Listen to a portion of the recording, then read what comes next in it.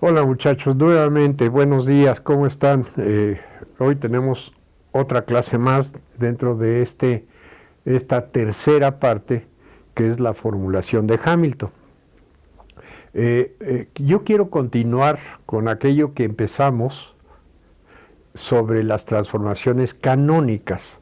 Yo no sé si ustedes se hayan dado cuenta, pero esto de las transformaciones canónicas tiene una enorme importancia desde el punto de vista de nuestro conocimiento de la dinámica, de lo que es la dinámica. La vez pasada yo les comencé a platicar a ustedes de nuevas ideas, que es el hacer una transformación del espacio de fases en él mismo, de regiones del espacio de las fases en regiones del espacio de las fases, con la condición de que las ecuaciones de Hamilton se preserven. Esto es lo que llamamos transformaciones canónicas. Espero que me hayan entendido, que básicamente hay 4 grandes clases de transformaciones canónicas. Estas que hemos llamado F1, F2, F3 y F4. Las F1 vimos que son funciones de viejas y nuevas coordenadas. Las F2 son funciones de viejas coordenadas, nuevos momentos y tiempo. Las F3 son funciones de viejos momentos, nuevas coordenadas y tiempo. Y las F4, viejos momentos, nuevos momentos y tiempo. No son las únicas. Puede haber otras más. Podríamos inventar, ya metidos en este tipo de ideas, transformaciones canónicas generadas por funciones que tuvieran unas cuantas variables viejas, unas cuantas variables nuevas, unos cuantos momentos viejos, unos cuantos momentos nuevos, de manera que el total fueran las 6n menos 2l variables. Eso podríamos hacer.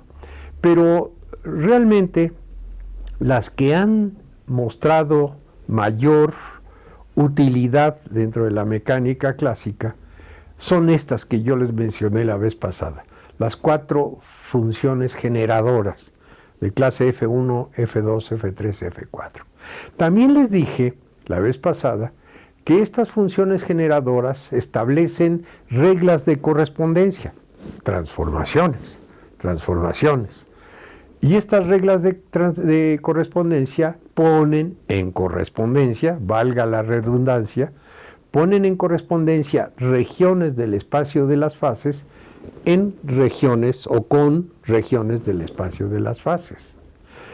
Miren, podríamos pensarle un poquito más a esta idea y ver que esto tiene mucha profundidad.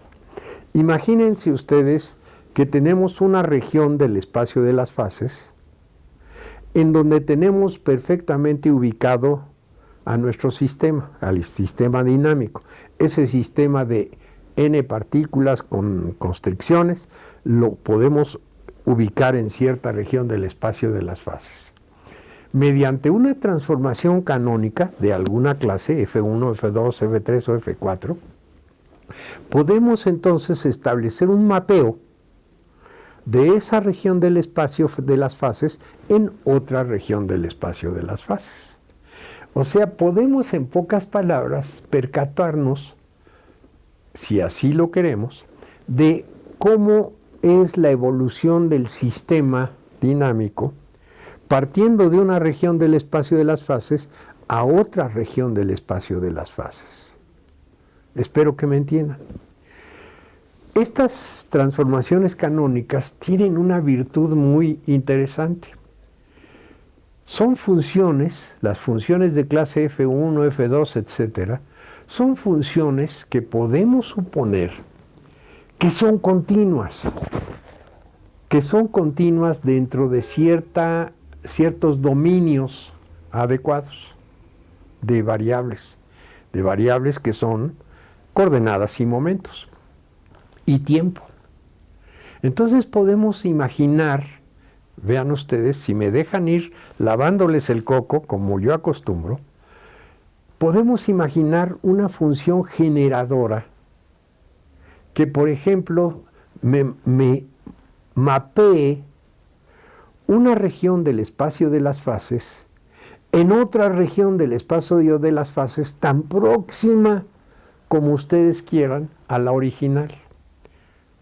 Vamos a decir que en este caso lo que hacemos es una transformación canónica infinitesimal. Estamos partiendo de una región del espacio de las fases en otra que sea tan próxima como ustedes quieran. Bueno, si se trata de una transformación infinitesimal, si imaginamos que existen esas transformaciones infinitesimales, quiero decirles entonces que es un mapeo que difiere del mapeo idéntico, o sea, de aquel que no movió para nada coordenadas y momentos, tan poquito como ustedes quieran. O sea, puedo imaginar que existe una función generadora que genera una transformación canónica que difiere de la idéntica tan poquito como yo quiera. ¿Me están entendiendo, muchachos? Estoy metiéndome en ideas un poco más complicadas y me tienen que seguir. No me quiten las orejas de encima. Quiero que me escuchen, que estén pensando en cada cosa que les estoy diciendo. Cada cosa que les voy a decir es importante. Quiero que me sigan. Entonces, lo que estoy planteando a ustedes en este momento es que puedo imaginar la existencia de una función generadora de una transformación canónica infinitesimal, tan chiquita que mapee regiones tan próximas entre sí como yo quiera. Bueno, si difiere tan poquito de la idéntica como yo quiera, quiero decir entonces que esa función generadora, la que ha hecho esa transformación, debe diferir también poquito de aquella que generó la idéntica. Vimos aquí la vez pasada que la transformación idéntica la genera una función de clase F2 que depende de viejas coordenadas y nuevos momentos. Entonces me puedo imaginar que una transformación canónica infinitesimal también debe estar generada por una función de clase F2. Me puedo imaginar además que esa función de clase F2, vean ustedes, síganme por favor, esto es importante, esa función de clase F2 que genera una transformación canónica infinitesimal es, vamos a decir, la que genera la idéntica más un pelito, más algo más, tan chiquito como quieran. Déjenme ponerlo de esta manera, le pido a los profesores que me ayuden escribiéndola. Vamos a proponer que existe una función F2 que es una suma de productos de viejas coordenadas por nuevos momentos, Q índice K por P índice K mayúsculas, esa es la idéntica. Y luego le vamos a añadir a esta función generadora una épsilon, que la épsilon la voy a poner como un parámetro de pequeñez, épsilon, por una G, vamos a llamarle G mayúscula, que depende también de viejas coordenadas y nuevos momentos. O sea, estoy proponiendo la existencia de una función generadora de clase F2 que tiene una partecita que es la generadora de la idéntica, ya la vimos. La suma de todos los productos de las Q viejas por las P nuevas. Y luego le añado a esto épsilon, es un parámetro de pequeñez que épsilon cuadrado, épsilon cúbico o más son despreciables. Épsilon por una G que nuevamente es una función de clase F2 que depende de Qs viejas, Ps nuevas y tiempo. Y voy a decir que entonces esta función, toda, me está generando una transformación canónica infinitesimal. Si esto es así, entonces esta función de clase F2 debe satisfacer las condiciones diferenciales que habíamos impuesto para las funciones de clase F2. En otras palabras, si yo tomo la derivada de esta que les estoy planteando, esta función F2, tomo las derivadas de F2 con respecto a las viejas Q's, debo obtener las viejas P's, como toda función de clase F2. Sin embargo, si hacemos esto en el miembro de la derecha, tenemos que la derivada de la función con respecto a las viejas Q's me va a dar las nuevas P's más epsilon por la derivada de G con respecto a las viejas Q's. ¿Ok? Entonces vean ustedes qué estoy obteniendo. Estoy obteniendo que viejas P's son iguales a nuevas P's más epsilon por la parcial de G con respecto a las viejas Q. Vamos a pensar que estas nuevas P's difieren tan poquito como ustedes quieran de las originales P's. Así es que entonces si yo pongo las P nuevas, las P mayúsculas, menos las P minúsculas, le voy a llamar a eso una delta de P. Y esa delta de P, deltas de P índice K, son pequeñitas, son infinitésimos. Y entonces si ustedes ven en el resultado que acabamos de obtener, la delta de P la puedo hacer igual a menos epsilon por la parcial de G con respecto a Q. ¿Sí vamos bien? Del mismo modo, como se trata de una función de clase F2, entonces puedo hacer la derivada de la función de clase F2 con respecto a las nuevas P's. La parcial de F2 con respecto a las nuevas P's es las nuevas Q's. Y por el miembro de la derecha, si hago las derivadas parciales, tengo que la parcial de ese producto con respecto a las nuevas P's me tiene que dar las viejas Q más epsilon parcial de G con respecto a las nuevas P's. Entonces, otra vez, vamos a llamarle a las nuevas Q menos las viejas Q delta de Q minúscula. Un pelésimo, porque estamos generando una transformación infinitesimal. Entonces, delta de Q es igual a epsilon por la parcial de G con respecto a P.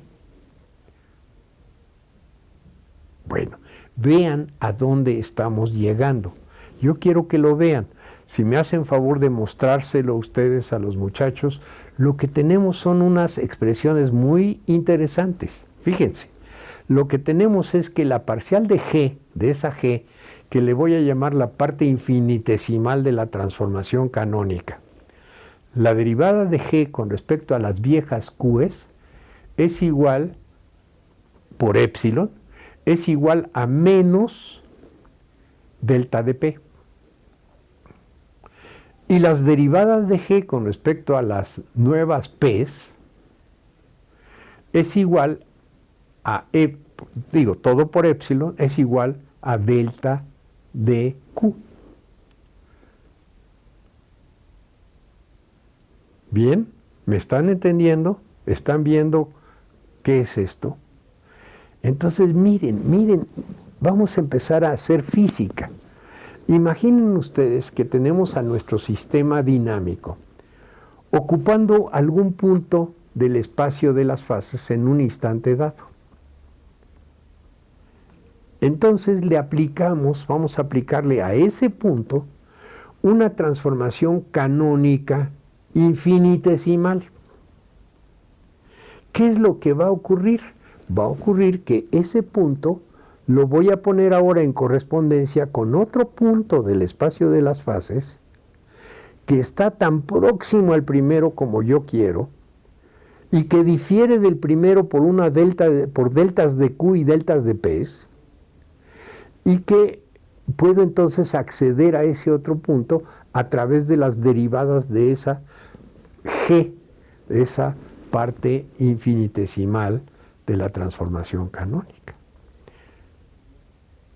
Como ya vimos que las transformaciones canónicas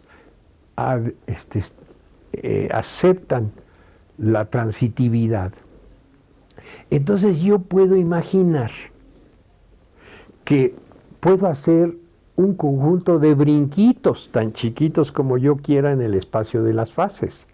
Parto de un punto que está dado, parto de él, y le aplico una transformación canónica infinitesimal que me mapea ese punto en otro tan próximo al primero como yo quiero.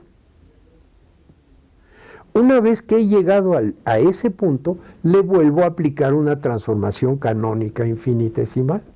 Y esa me va a llevar a otro punto tan próximo a ese como sea posible. En pocas palabras, muchachos, lo que les estoy sugiriendo es que podemos generar trayectorias en el espacio de las fases mediante conjuntos tan grandes como ustedes quieran, de transformaciones canónicas infinitesimales que me lleven de un punto a otro punto próximo, etcétera, etcétera, etcétera, hasta cualquier otro punto en el espacio de las fases. Lo que estoy generando son trayectorias. No nada más eso. Ahora déjenme dar otro paso más. Yo no he dicho nada sobre qué es esta epsilon que les estoy mencionando, excepto que se trata de un parámetro de pequeñez. Y tampoco he dicho nada sobre esta G, que es la parte infinitesimal de una transformación canónica. Imaginen ustedes que ahora yo identifico, porque me da la gana, identifico esa función G, la parte infinitesimal, la identifico con la propia hamiltoniana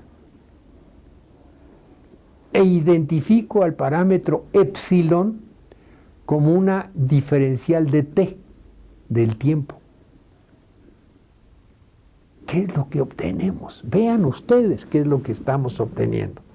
Lo que estoy obteniendo es que, entendida como la parte infinitesimal de una transformación canónica, la hamiltoniana del sistema, satisface estas condiciones. La parcial de la hamiltoniana con respecto a las Q's es igual a menos delta de P entre dt, y la parcial de la hamiltoniana con respecto a las P's me da la delta de Q entre T. ¿Saben qué es esto? Son las ecuaciones de Hamilton, en pocas palabras. Tal vez alguno de ustedes todavía me respingue un poquito porque me diga que los momentos son nuevos momentos, momentos mayúsculos, P mayúsculas. Pero yo les puedo decir que me vale gorro porque P mayúsculas o P minúsculas difieren entre sí por un infinitésimo. Así es que yo puedo reescribir todas estas condiciones diferenciales de esta función generadora de una transformación canónica infinitesimal, la puedo poner ni más ni menos que como las ecuaciones de Hamilton. En otras palabras, muchachos, yo puedo ahora volver a imaginar lo mismo que les estaba platicando hace un momento. Imaginen ustedes que tenemos al sistema, el sistema de n partículas sometido a L constricciones solonómicas, lo tenemos representado por un punto en el espacio de las fases, un punto. Y ahora aplicamos a ese punto una transformación canónica infinitesimal donde la parte infinitesimal de esa transformación es la hamiltoniana, precisamente, y donde el parámetro de pequeñez sea una delta de t, o diferencial de t. Entonces lo que estoy logrando con esto es pasar de ese punto del espacio de las fases a otro punto tan próximo como ustedes quieran al anterior, en el espacio de las fases, y que está generado por la hamiltoniana.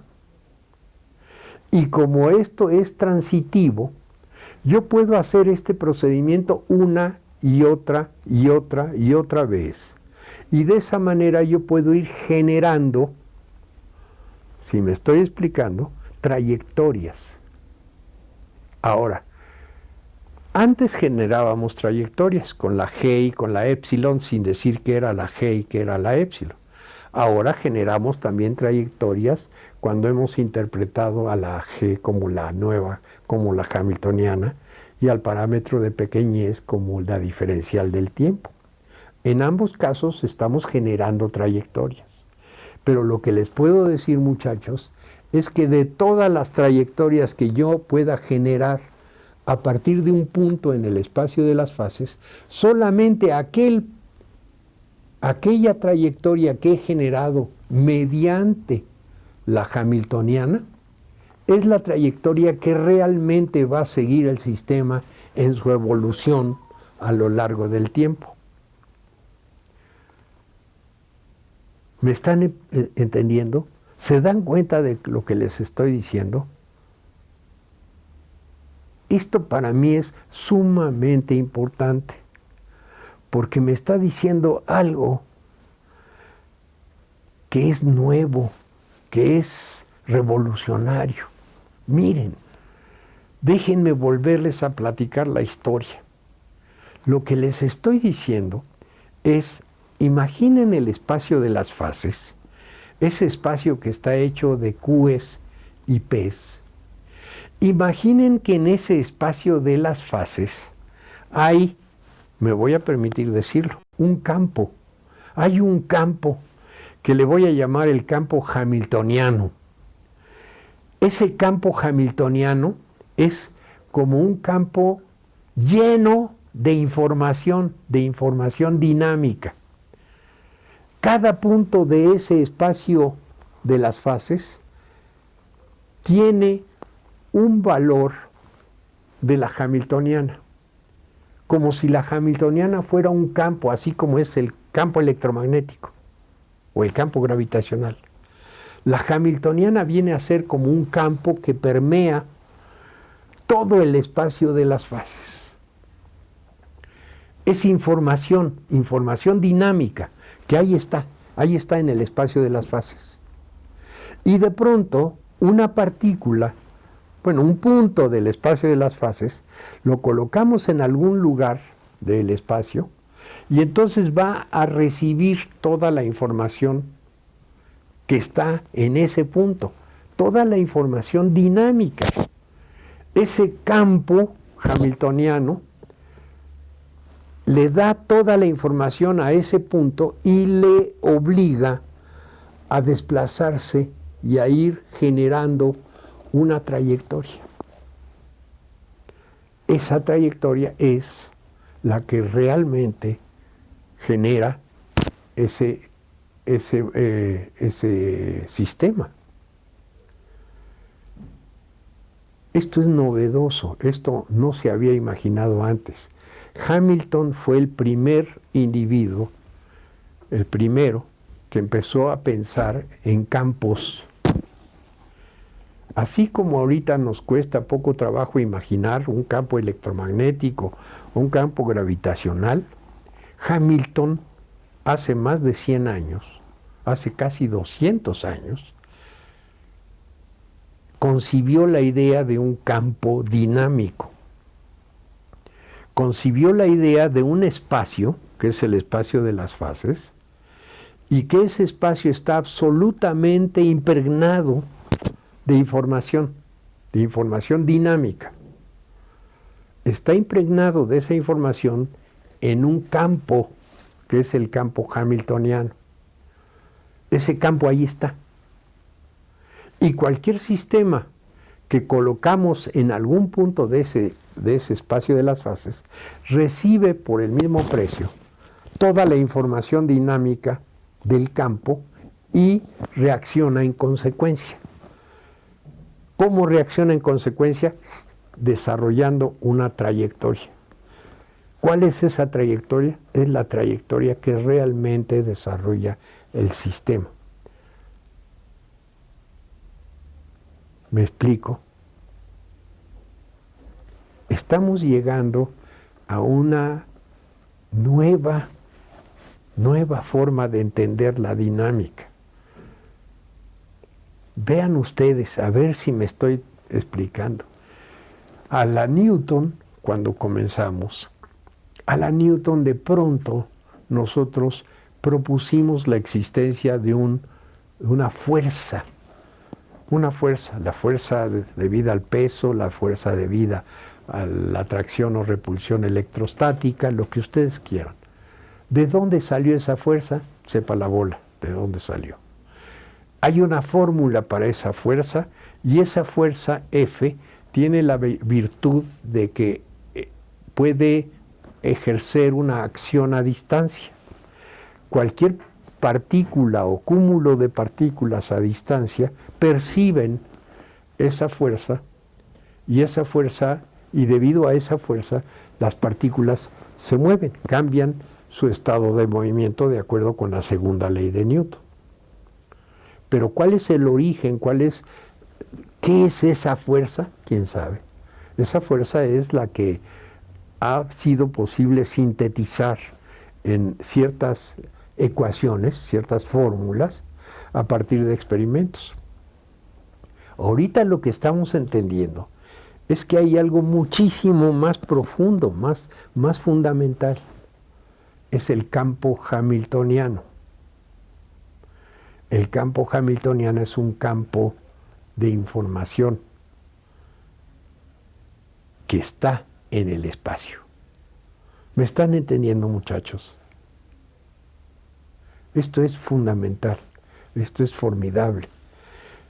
Hamilton se adelantó en su tiempo, porque si ustedes se ponen a pensar que estas ideas las tuvo Hamilton y las publicó por ahí de los primeros años del siglo XIX, 1800, tal vez 15 o cosas así, se adelantó mucho a otros.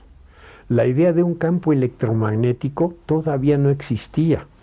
Esta idea del campo electromagnético la tuvo Hertz, la tuvo Ørsted, la tuvieron Faraday, otros, muchos años después, a finales del siglo XIX. Hamilton sintetizó en sus ideas, en su esquema, la idea de un campo hamiltoniano.